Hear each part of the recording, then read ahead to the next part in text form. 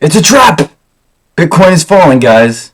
Are you gonna buy into it? Well, Bitcoin has been plummeting. It's another cringe day for crypto. The value of cryptocurrency has been dropping dramatically. That's right, the market has lost 70% of its profits in the past 8 months. More than $200 billion were wiped out of the crypto market over the weekend. There's no real value in Bitcoin or any of the other cryptocurrencies. You've gone after XRP because XRP is a security. Hey, I'm back with you guys.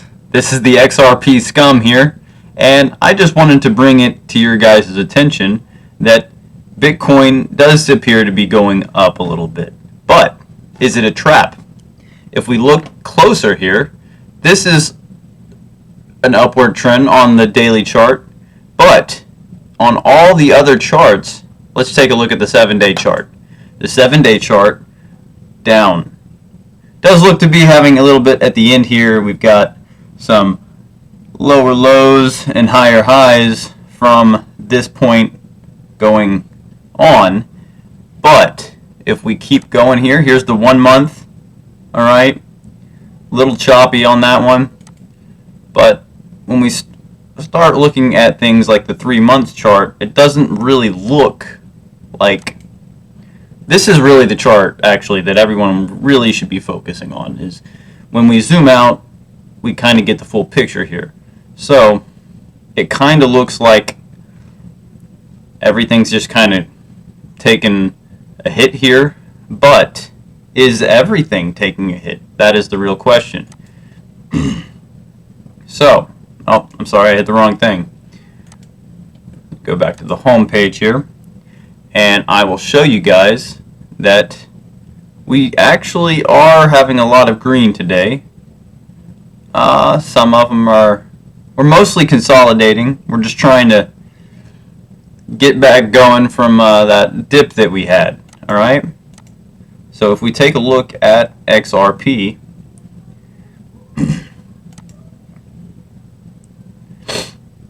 looks like we're building up a little bit here. But again, don't be fooled, that's the daily chart. So we always want to zoom out.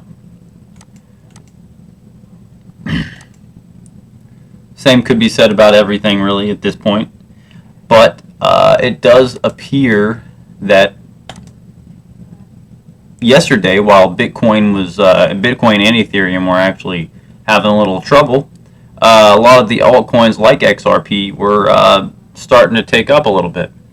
Now, I also really want to show you guys, if you guys want to take a look at the Fear and Greed Index, right now it is under the fear category, but that is actually, believe it or not, positive in the sense that it was closer to around right here, in this range right here. So now we're slowly trying to go up, but you guys also have to remember that that tends to happen when Bitcoin goes up. The rest of the market kind of goes with it. So right now, it is pumping a little bit, just a little bit. I don't know if I would call it a pump, but it's a price direction in the upward direction. Then it brings me to this article right here, which I've already kind of talked about, but there's another article right here. Cryptocurrencies today. Bitcoin and Ethereum fall while Dogecoin and Shiba Inu gain. Now, these are just the meme coins, but I think that is a step in the right direction. It's finally showing that there are coins that are suddenly outperforming Bitcoin and Ethereum. The ones that everyone thought were the king of all cryptos and the ones that will rule the roost. Well, the narrative is starting to push away from that now. If you look here, let's go ahead and read this. Bitcoin, the world's largest and most popular virtual currency, not for long, fell 7% to 21,212. Its market value stood at 405.4 billion. The trade volume was at 40.3 billion. The crypto token has fallen 14.5% in the last 7 days. Major cryptocurrencies fell on Saturday on the 4th straight season. Bitcoin, the world's largest and most... Okay, that was the same thing. Alright, let's see. 7 days, blah, blah, blah. Okay. Let's get into the good stuff. Ethereum or Ether, the second largest virtual currency, was 6% down at $1,642 with a market capitalization of $200 billion. The trade volume of Ethereum was $26 in the last 24 hours. Meme-based virtual currency Dogecoin was 0.2% up with a trading volume of 869.5 million. Shiba Inu was trading 6.2% higher at 0.000014. That's 4 zeros. While Solana was 4.4% down at 12.8 billion. The crypto world has been under pressure because of two major reasons. One, the overall global economic uncertainty and market caution, and two, because central banks across the world cracking down. Recently, cryptocurrency lending exchange Crypto.com has laid off more employees in the second round and this time. So that's an interesting thing to talk about because where Crypto.com, things like Crypto.com and Coinbase, they're laying off employees. They're at risk of going under financial collapse, where Ripple is thriving and hiring people. It just does not compare. Alright, now there is another topic that I do want to hit on today that I don't see. I see that there's crypto YouTubers, and then I see that there's NFT YouTubers, particularly revolving around this particular website and app that you can have on your phone. Is called Veve. And they have all of the first edition, first appearances Marvel, first appearances Star Wars. They have all kinds of stuff, and they actually will be dropping your Disney princesses tomorrow at 8 p.m. It's a really cool, fun exchange.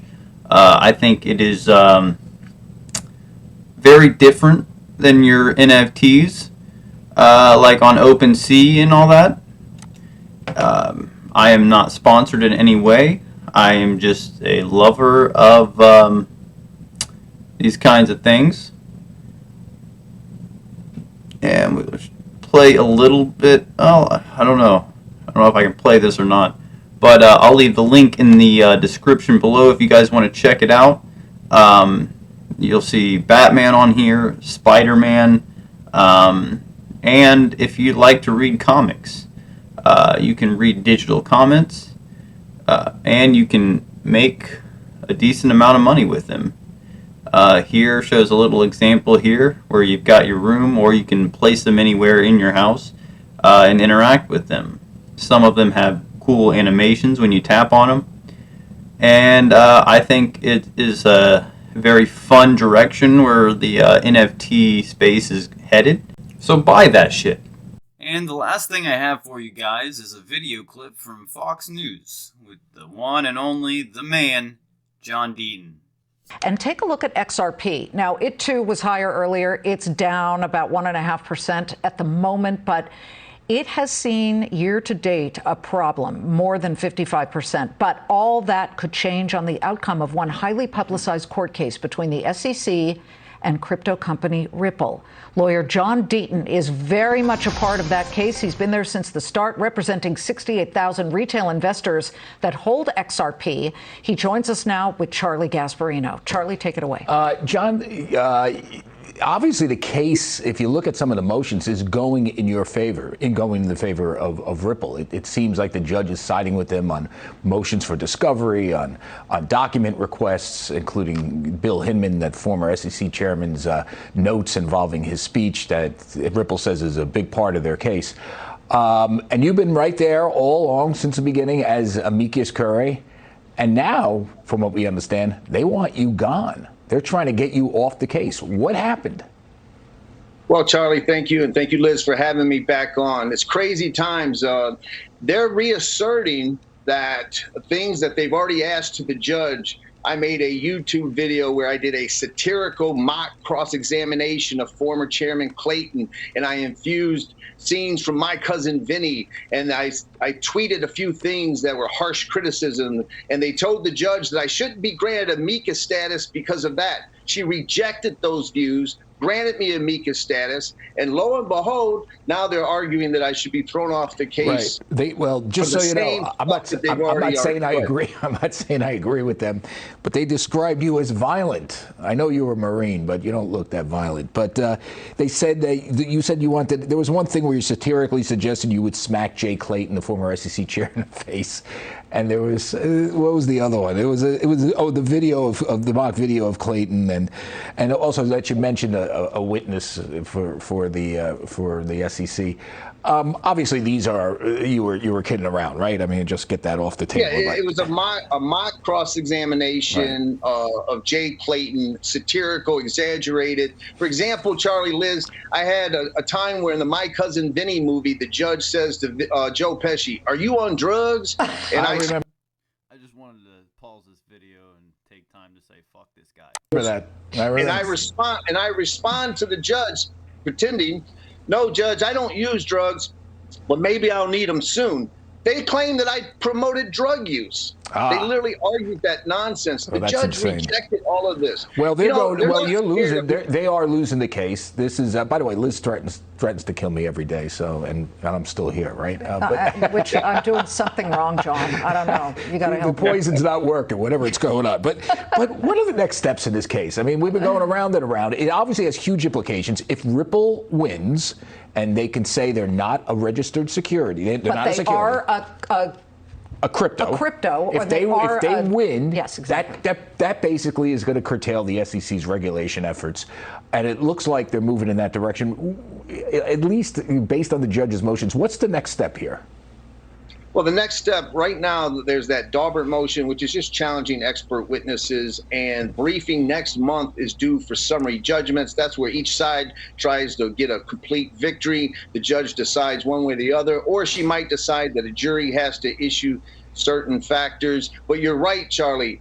A lot is at stake because the SEC has come out and argued that the token itself, not just the way Ripple sells it, but that if anyone in the United States sells XRP, they're violating Section 5. So if the SEC were to get its way, then and deem XRP a security, the token itself, then every altcoin on the market, including Ethereum, would be in play for the SEC to get their hands on the this asset class. I know, that's what I'm saying. This has huge ramifications.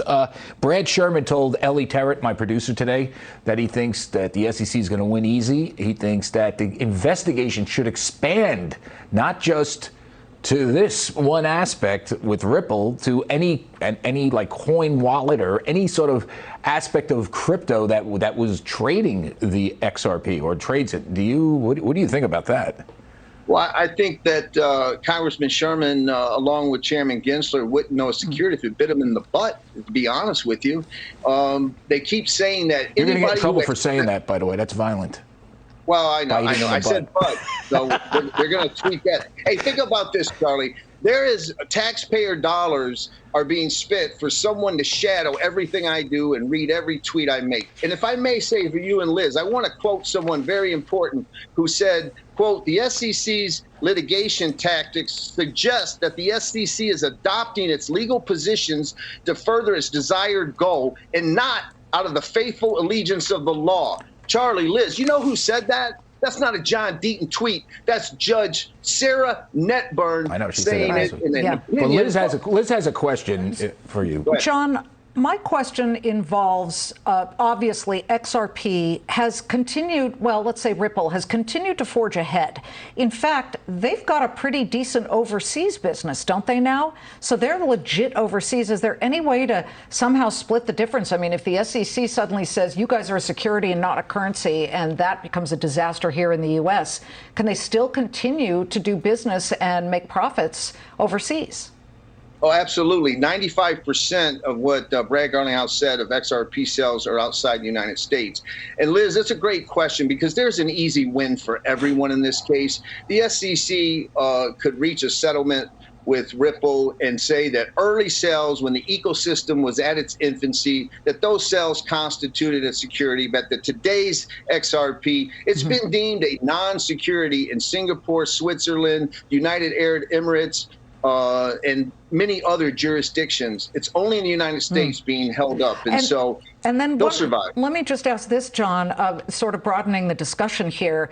We were higher for most of the big name cryptos, but then there was a headline that hit earlier, just a couple of hours ago, that Peter Thiel-backed crypto company had gone bankrupt. So now you've got Celsius, you've got this one, and it makes you wonder if the SEC looks at this and is painting everybody with the same ugly brush. Well, they are, but you know what there are, and let me make it clear, there are pump and dump schemes, there are fraud that's going on in any industry, including the crypto industry. But what you have is a few of these players who are using highly leveraged strategies, and the house of cards are falling. But you cannot paint an entire industry with the broad brush. Liz, I went on record to say I believe Gary Gensler is going to sue an exchange, whether it's Coinbase or Binance or another exchange in the United States by the end of the year. Okay. And what's your timetable for when they decide your fate on this thing? Well, the judge, I have until Monday to give my response to the SEC asking that I be thrown out of the case and the amicus status to be revoked. I'll answer that on Monday, and then hopefully the judge within a week will give a decision. That's great. All right, we got to end it there. John, thank you. John, thank you. So I just wanted to end there to reiterate everything that was just said, that the outcome of this Ripple versus SEC case could have heavy repercussions, or it could unlock the blueprint for any other following cryptocurrency out there. So when they say that a law is at stake, that is what they're referring to. Personally, I am rooting for XRP, and I hope you guys are too. Stay tuned for the next one.